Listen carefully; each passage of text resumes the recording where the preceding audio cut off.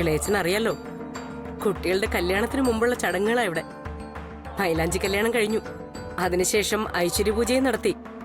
ഇനി സ്വയംവര ചേർത്ത, അത് നാളെ നടത്തും.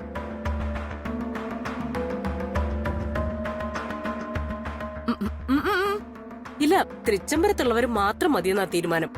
പിന്നെ വളരെ അടുപ്പമുള്ളവർ ആരെങ്കിലും വന്നാ കാഴ്ചക്കാരായിട്ട് ഇരുന്നോട്ടേന്ന് കരുതും, അത്രേ ഉള്ളൂ. ആ അതേ ഇളയച്ച, ഒരു കല്യാണത്തിന്റെ പേരിലുള്ള ഇത്രയും ആചാരങ്ങൾ പഴഞ്ചൻ ഏർപ്പാടാ. എന്നാലും ചിലതെങ്കിലും നടത്തണ്ടേന്നൊരു തോന്നല്. ഇനി തൃച്ചംബരത്ത് ഇപ്പോഴൊന്നും കല്യാണം ഇല്ലല്ലോ, അതുകൊണ്ടാ. ദാസേട്ടാ, ഇതങ്ങ് വയ്ക്കും.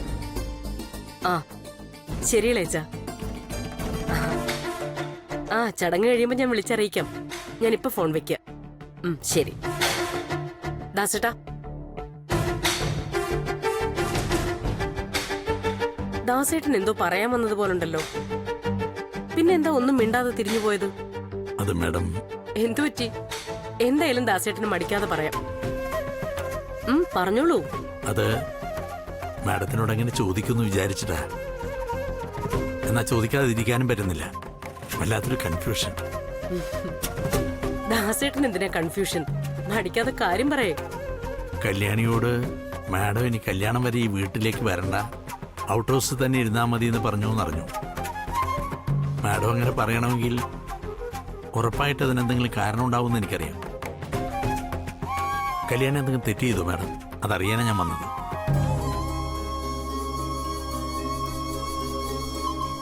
ഞാൻ ഈ വിഷയം ദാസേട്ടനോട് സംസാരിക്കണമെന്ന് വിചാരിച്ചിരിക്കുകയായിരുന്നു. അപ്പോഴാ ദാസേട്ടന്റെ ഈ വരവ്. നോക്കൂ, ദാസേട്ടനെ പോലെ തന്നെ ഈ കുടുംബത്തോട് അടുപ്പവും കൂറുമുള്ളവളാ കല്യാണി.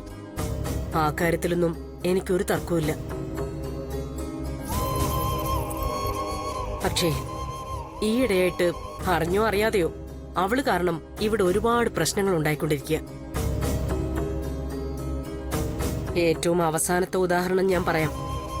ആനന്ദ് ഹോസ്പിറ്റലായിരുന്നപ്പോ അവന്റെ പെറ്റമ്മയായി ഞാൻ ദേവിക്ക് പൊങ്കാല നേർച്ച നടത്താൻ വീട് വീടാന്തരം കയറിയിറങ്ങി ഭിക്ഷയെടുത്തു. ആ സമയത്ത് കല്യാണി കയ്യിൽ കർപ്പൂരം കത്തിച്ച് ആരതി നടത്തി എന്റെ മോന്റെ ജീവന് വേണ്ടി പ്രാർത്ഥിക്കുകയായിരുന്നു. ആനന്ദ് ഹോസ്പിറ്റലായിരുന്നപ്പോ അവന്റെ പെറ്റമ്മയായി ഞാൻ ദേവിക്ക് പൊങ്കാല നേർച്ച നടത്താൻ വീട് വീടാന്തരം കയറിയിറങ്ങി ഭിക്ഷയെടുത്തു. ആ സമയത്ത് കല്യാണി കയ്യിൽ കർപ്പൂരം കത്തിച്ച് ആരതി നടത്തി എന്റെ മോന്റെ ജീവന് വേണ്ടി പ്രാർത്ഥിക്കുകയായിരുന്നു. ആ ഒരർത്ഥത്തിൽ അത് നല്ല കാര്യം തന്നെയാ. വേണ്ടപ്പെട്ടവർക്ക് വേണ്ടി നമ്മൾ അങ്ങനെ ചിലത് ചെയ്തു എന്നിരിക്കും.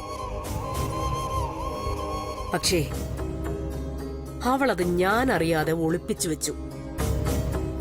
അതിന്റെ കാര്യം എന്താണെന്നാ എനിക്ക് എത്ര ആലോചിച്ചിട്ടും മനസ്സിലാവാത്തെ. കൂടുതൽ കൂടുതൽ ആലോചിക്കുമ്പോ മനസ്സിൽ ആവശ്യമില്ലാത്ത ചിന്തകൾ വന്ന് കയറുക. എനിക്കെന്തോ ഭയം തോന്നുന്നു ദാസേട്ടാ. അവള് കാരണം തൃച്ചംബരത്തെ ഈ കല്യാണങ്ങൾക്ക് തടസ്സം വരുമോ എന്നുള്ളൊരു ഭയം. സത്യം ഞാനീ പറയുന്നേ. എന്റെ അമ്മ,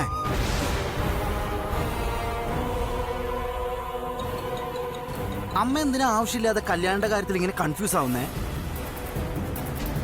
ഞാൻ ഒരു സത്യം പറയട്ടെ, അമ്മയുടെ ഈ കുഴപ്പങ്ങൾക്ക് എല്ലാം കാരണം ഒരു ഒറ്റ ആളാ, ആ വൃത്തികെട്ട ജോത്സ്യൻ.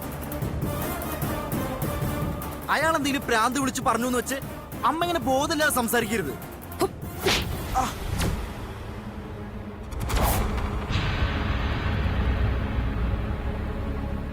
ആവശ്യമില്ലാത്ത വിഷയത്തിൽ വലിഞ്ഞു കയറി വന്ന അഭിപ്രായം പറയുന്നു നീ. ഞാനൊരമ്മയാ. എന്റെ മനസ്സിന്റെ പെടച്ചിൽ നിനക്കറിയില്ല. ഓരോ അഭിപ്രായവുമായിട്ട് വന്നിരിക്കുന്നു. ഓ പോകത്ത്.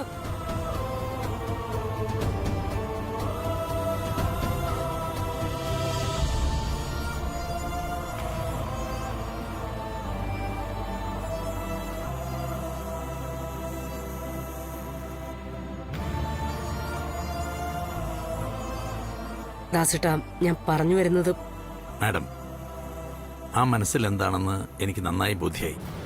വേണ്ടത് എന്താന്ന് വെച്ചാൽ ഞാൻ ചെയ്തോളാം. മാഡം മനസ്സമാധാനത്തോടെ ഇരുന്നാ മതി.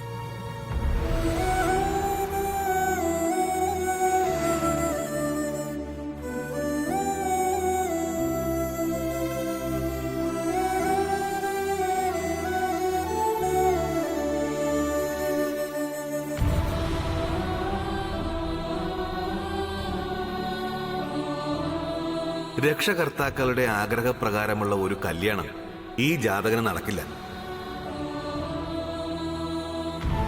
നിങ്ങളുടെ പ്രൗഢിക്കും അന്തസ്സിനും ചേരാത്തൊരു പെണ്ണായിരിക്കും മരുമകളായിട്ട് വലത് കാല് വെച്ച് കയറാൻ പോകുന്നത്. അതാണ് ജാതകന്റെ വിധി.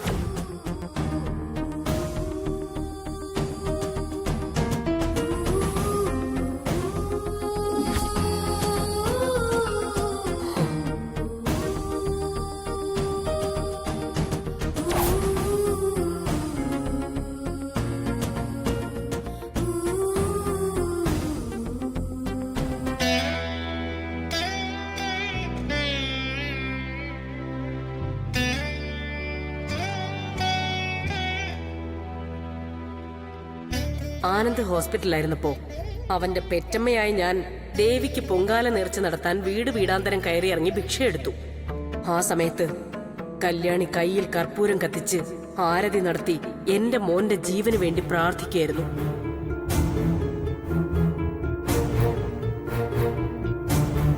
കൂടുതൽ കൂടുതൽ ആലോചിക്കുമ്പോ മനസ്സിൽ ആവശ്യമില്ലാത്ത ചിന്തകൾ വന്ന് കയറുക. എനിക്കെന്തോ ഭയം തോന്നുന്നു ദാസേട്ടാ. അവള് കാരണം തൃച്ചംബരത്തെ ഈ കല്യാണങ്ങൾക്ക് തടസ്സം വരുമോ എന്നുള്ളൊരു ഭയം.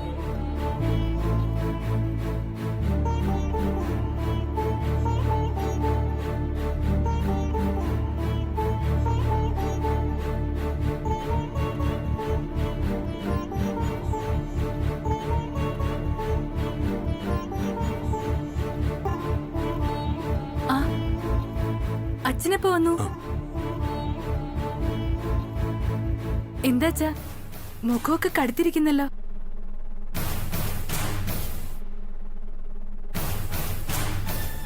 എന്തു പറ്റിയച്ചാ? സുഖമില്ലേ? പനിയുണ്ടോ? നോക്കട്ടെ. തൊട്ടുപോരെ തന്നെ, അങ്ങോട്ട് മാറി നിൽക്ക്.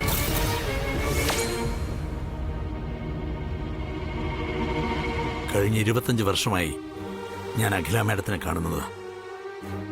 ആ കണ്ണുകളിൽ കോപവും ധൈര്യവും കരുണയും ഒക്കെ അളവില്ലാതെ കണ്ടിട്ടുണ്ട്. പക്ഷേ ഇന്ന് ആദ്യമായിട്ടാ ആ കണ്ണുകളിൽ ഭയം കണ്ടത്, പേടി. അച്ഛൻ എന്തൊക്കെയാ പറയണേ? എനിക്കൊന്നും മനസ്സിലാവണില്ല. അഖില മേഡത്തിന് ഭയോ? അതെ, ഭയം. മേഡത് വാ തുറന്ന് എന്നോട് പറയുകയും ചെയ്തു. കേട്ടപ്പോ കാതിൽ ഈ ഉരുക്കൊഴിച്ച പൊള്ളലായിരുന്നു എനിക്ക്. ആ അവസ്ഥയ്ക്ക് കാരണം ആരാന്നറിയൂ നിനക്ക്?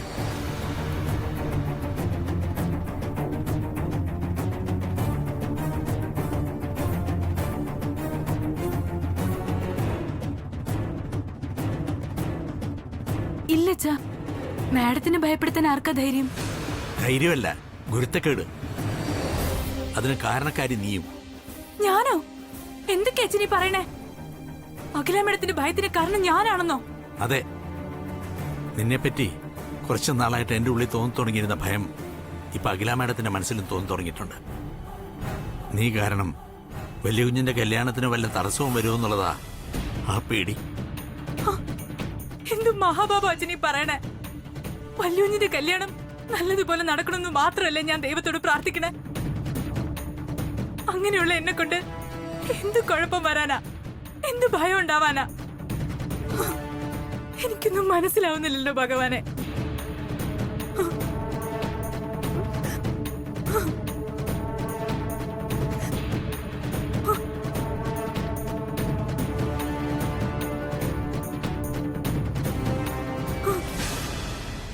നന്ന് വെറുതെ ഇങ്ങനെ മോങ്ങണ്ട. നീ നിന്റെ നിലമറന്ന് എന്തിനാ എല്ലാ കാര്യത്തിലും ഇങ്ങനെ തലയിടാൻ പോകുന്നേ? നിനക്ക് ആ കുടുംബത്തോടുള്ള കൂറുകൊണ്ടാ ഇതെന്ന് എല്ലാവർക്കും അതിനെ മനസ്സിലാവണമെന്നില്ല. അതെല്ലാം ഒരുപാട് കുഴപ്പമുണ്ടായിക്കൊണ്ടിരിക്കുക ഇപ്പോ. നോക്ക്, 25 കൊല്ലമായിട്ട് അച്ഛനുണ്ടാക്കിയെടുത്തൊരു വിശ്വാസം അതെന്റെ മോളായിട്ട് തകർക്കാൻ നിൽക്കരുത്. നല്ല പേര് സമ്പാദിച്ചില്ലെങ്കിലും എന്നെ മോള് ചീത്തപ്പേരുണ്ടാക്കി വെക്കരുത് എന്നർത്ഥം. ഒരു കുഴപ്പമില്ലാതെ വലിയ കുഞ്ഞിന്റെ അനിയ കുഞ്ഞിന്റെ കല്യാണം നടക്കണം. അഖില മേഡത്തിന്റെ മുഖത്ത് സന്തോഷം കാണണം എനിക്ക്. അത് വേണം എപ്പോഴും എന്റെ മോളെ ഓർക്കാൻ. അല്ലാതെ നമുക്ക് അന്നം തരുന്ന വലിയ മനുഷ്യരെ സങ്കടപ്പെടുത്തുകയല്ല. അത് നമുക്ക് നാശമുണ്ടാക്കും. ഇനിയെങ്കിലും നീ മനസ്സിലാക്ക. അതെനിക്ക് പറയാനുള്ളൂ.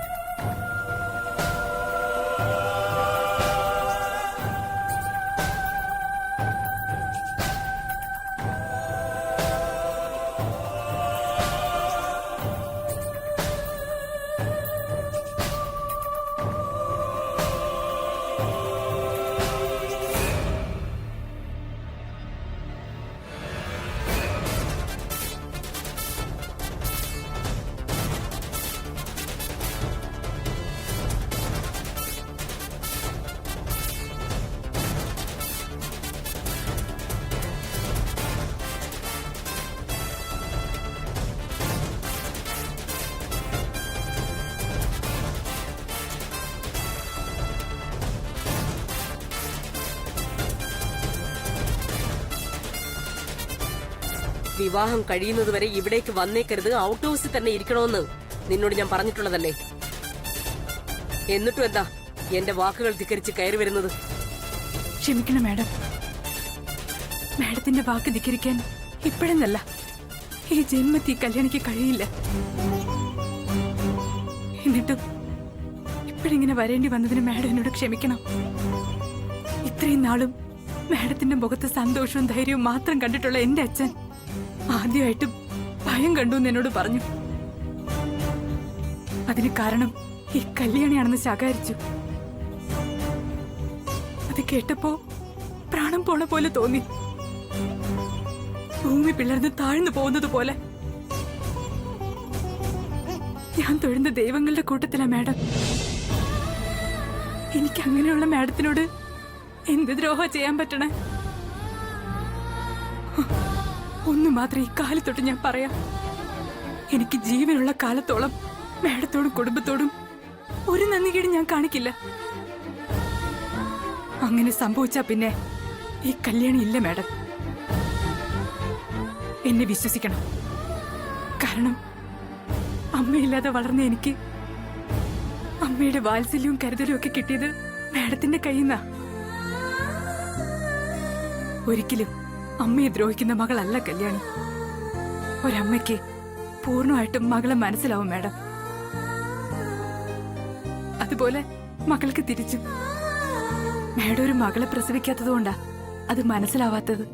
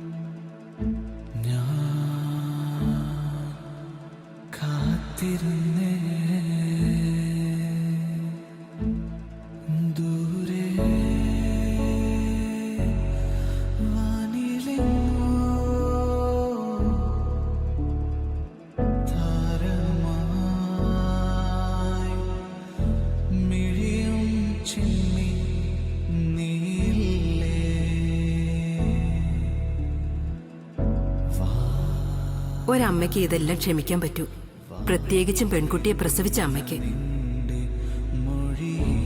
മാഡത്തിന് ആ അനുഭവം ഇല്ല, അതാ വ്യത്യാസം.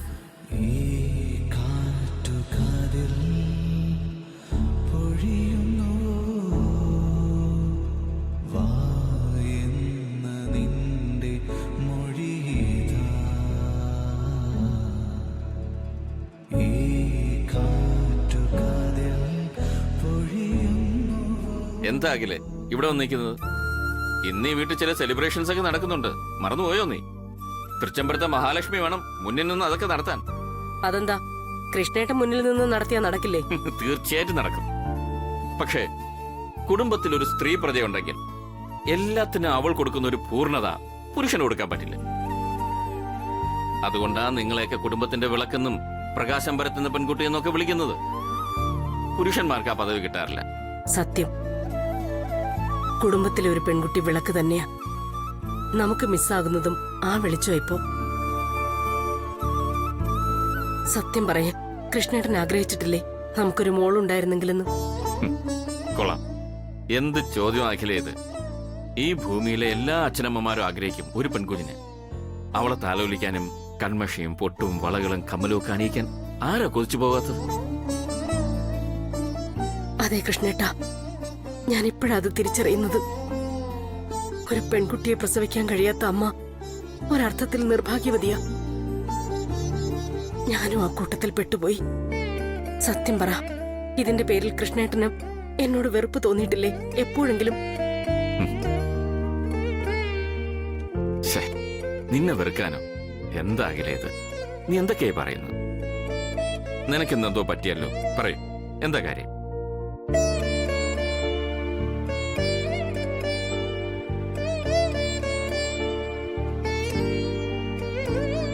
അഖിലേ, ഓരോ ദാമ്പത്യത്തിനും മക്കളെ തരുന്നത് തന്നെ മുകളിലിരിക്കുന്ന ആളിന്റെ ബ്ലെസ്സിങ്.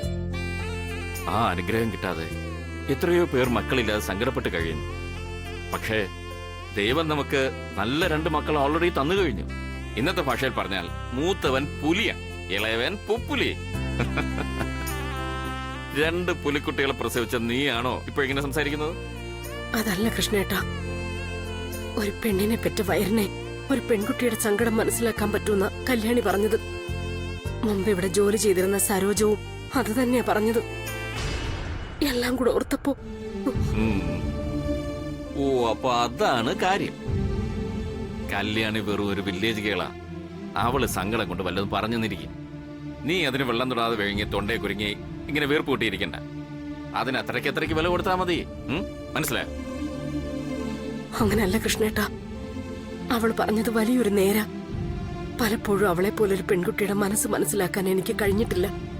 അമ്മയില്ലാതെ വളർന്ന കുട്ടിയല്ലേ അവള്. ഞാനാണെങ്കിൽ എപ്പോഴും പ്രായപൂർത്തിയായ 2 ആൺമക്കളുടെ അമ്മയായിട്ട് മാത്രമേ അവളോട് പെരുമാറിയിട്ടുള്ളൂ. അവള് ചെയ്യാത്ത തെറ്റുകൾ പോലും കണ്ടെത്തുകയായിരുന്നു എന്ന് ഉള്ളിലൊരു സംശയം. അവള് പറഞ്ഞ ചില വാക്കുകൾ എന്റെ ഹൃദയത്തിൽ തറച്ചു. അതാ സത്യം. അവള് ചെയ്യാത്ത തെറ്റുകൾ പോലും കണ്ടെത്തുകയായിരുന്നു എന്ന് ഉള്ളിലൊരു സംശയം. അവള് പറഞ്ഞ ചില വാക്കുകൾ എന്റെ ഹൃദയത്തിൽ തറച്ചു. അതാ സത്യം. ശരി, നീ പറയുന്ന സന്ദർഭം എന്താണെന്ന് എനിക്ക് മനസ്സിലാവുന്നില്ല. ഏതായാലും ഒരു കാര്യം ഞാൻ പറയാം. നിനക്ക് പെൺമക്കളില്ലാത്ത ദുഃഖമൊക്കെ 2 മരുമക്കളിലൂടെ നമുക്കങ്ങ് മാറ്റിയെടുക്കാം. മരുമക്കളെ മക്കളെ പോലെ കണ്ട പ്രശ്നം തീർന്നില്ലേ? ഇതേ നീ ഇപ്പൊ വന്നേ. ക്ഷണിക്കാതെ തന്നെ ചിലർക്ക് ഹോളി വന്നിട്ടുണ്ട്.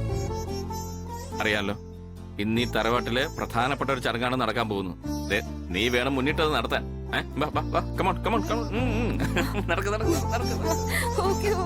വരാം.